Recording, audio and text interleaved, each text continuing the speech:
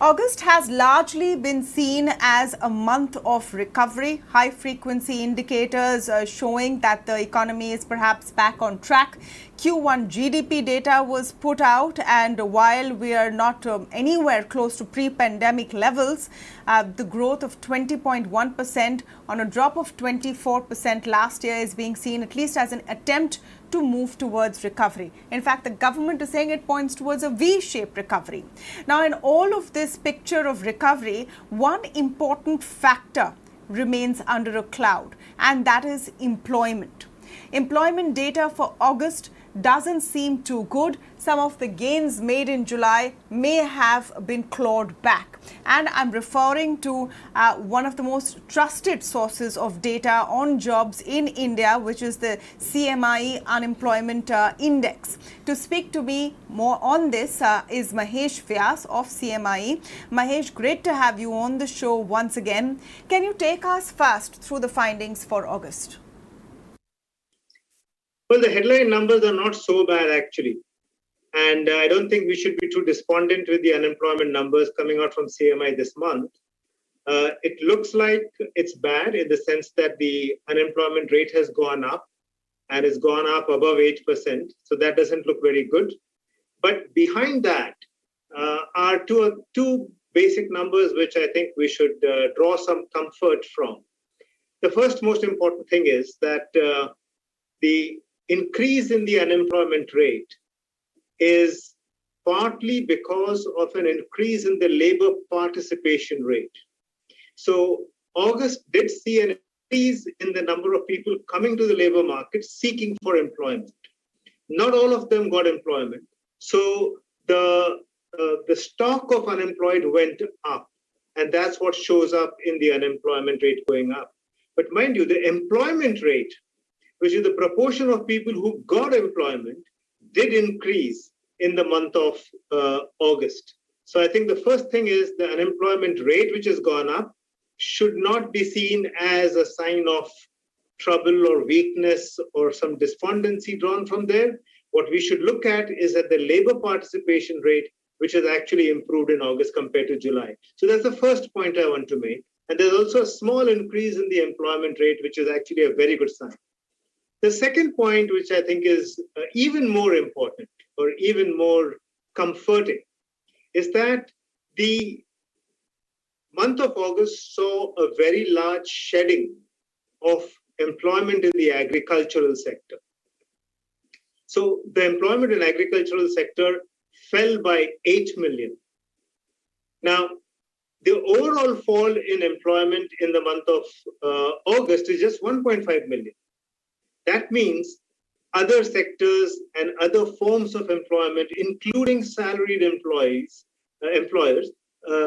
did go up. Salaried employment did go up. So behind the headline number of unemployment are the details by which we can draw some comfort that the fall in employment is principally in agriculture, which is cyclical. The sowing season got over. The sowing is a little behind schedule. Rains are not very good. So people move in and out of agriculture because of the seasons, but non-agricultural sector, non-farm sector has not done badly in August. Sorry.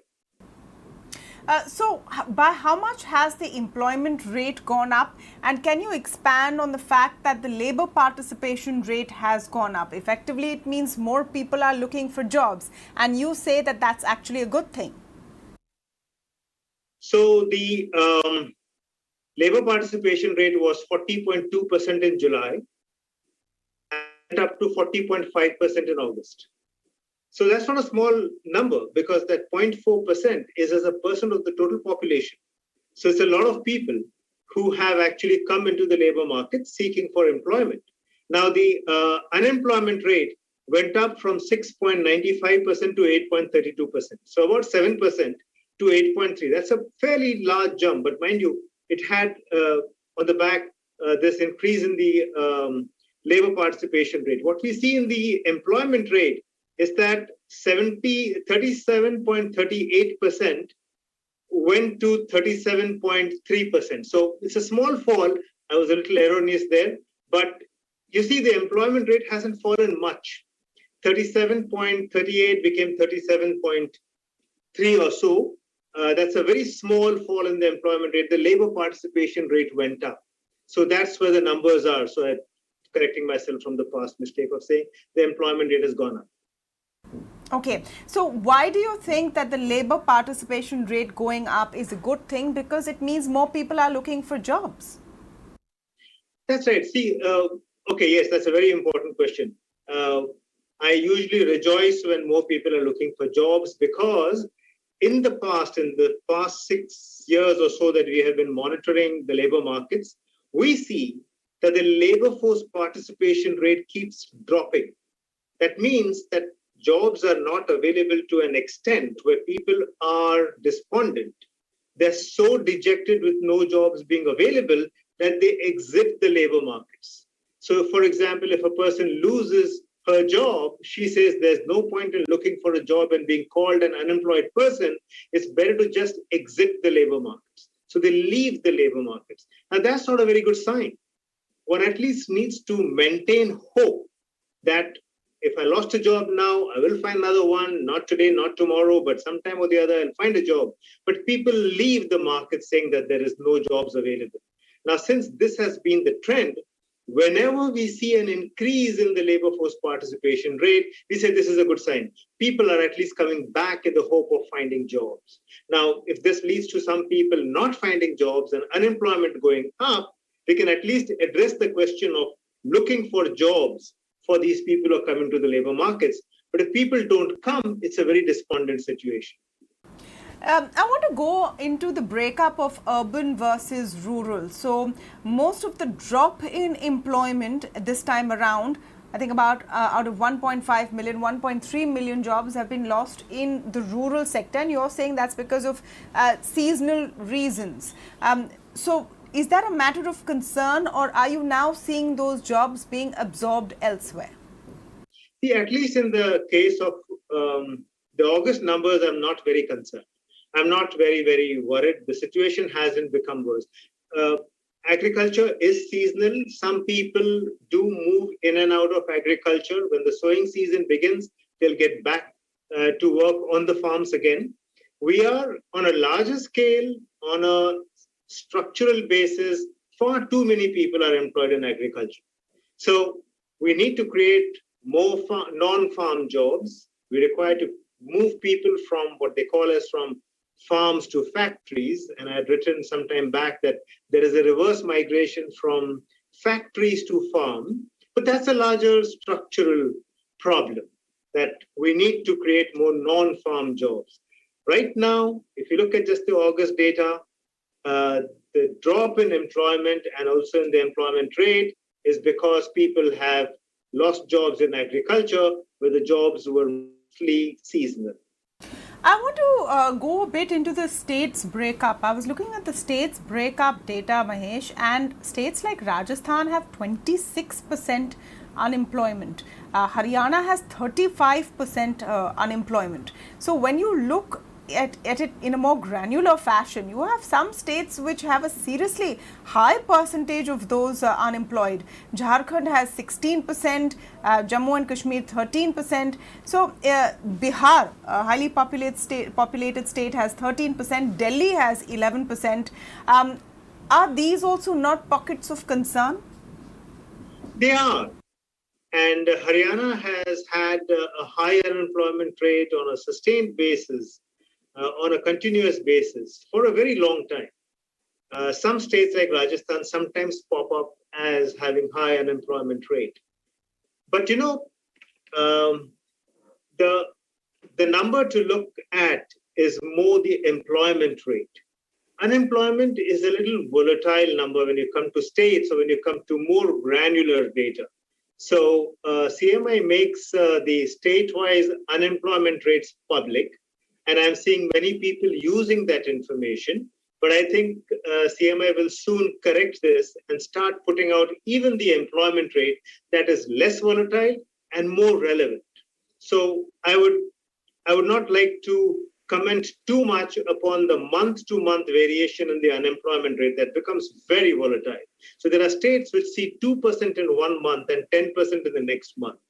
So that volatility is because the labor participation rate moves in and out of agrarian economies. But I think some states, particularly Haryana, has had a history of having very large unemployment rates. So that's a problem of a state which is industrial and services sector oriented in a sense. A lot of migrant labor came in over there for employment, and a lot of shedding happened because of the last three shocks. And that's what has led to a high unemployment rate in Haryana.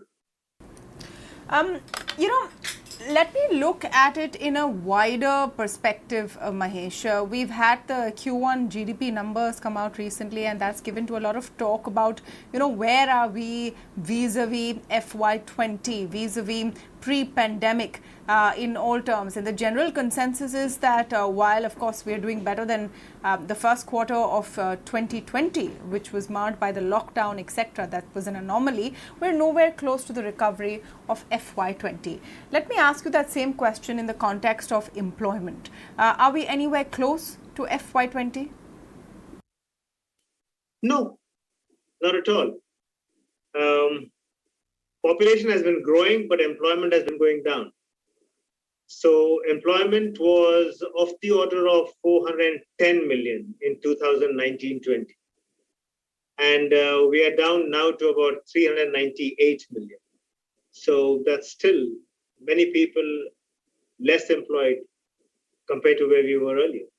And mind you, the population has grown, so the need for employment to grow is natural. But we are still more than 10 million short of where we were earlier. So long way to go in that sense.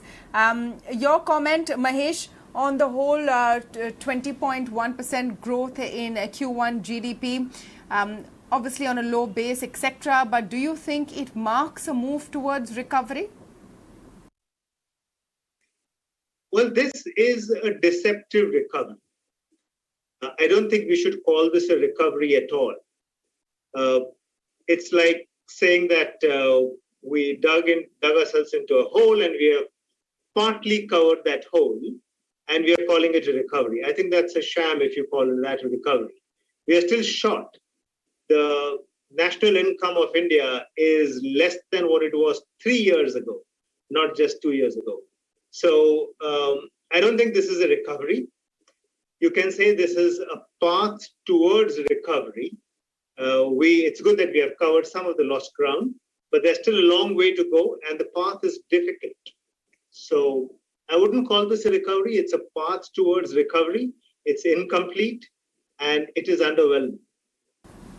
Absolutely. Thank you so much, Mahesh, for speaking with us. Mahesh Vyas of CMIE, giving some perspective to those employment or unemployment numbers. Important to see it beyond the headline figure. So yes, unemployment has increased in the month of August, but if you look into it in a bit of detail, it shows that the trend is not so bad after all, because the number of people out there looking for jobs has increased, indicating a hope of recovery.